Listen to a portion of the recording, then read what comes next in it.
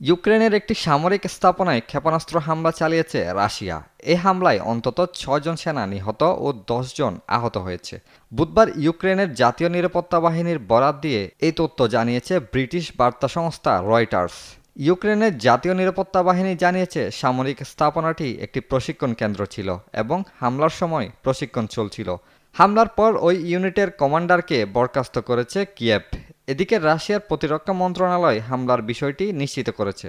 তারা বলেছে রাশিয়ার সীমান্তের কাছে উত্তর পূর্ব ইউক্রেনের সুমি অঞ্চলে প্রশিক্ষণ শিবিরে ক্ষেপণাস্ত্র হামলা চালিয়েছে। মস্কোর দাবি এতে ২০ জন প্রশিক্ষক সহ ৭০ জন ইউক্রেনীয় সেনা সদস্য নিহত হয়েছে। রাশিয়া এই হামলার একটি ফুটেজও প্রকাশ করেছে, যেখানে বনাঞ্চলের একটি প্রশিক্ষণ শিবিরে আঘাত হানার দৃশ্য দেখা যাচ্ছে। আকাশ থেকে তোলা ফুটেজে দেখা গেছে একটি বিস্ফোরণের ফলে বিশাল এলাকায় আগুন লেগে যায় ও ঘন কালো ধোঁয়ার কুণ্ডলী বাতাসে উঠছে। ইউক্রেনের জাতীয় নিরাপত্তা বাহিনী বিবৃতিতে বলেছে একটি অভ্যন্তরীণ তদন্ত চলছে এবং আইন প্রয়োগকারী সংস্থাগুলো এতে সহযোগিতা করছে।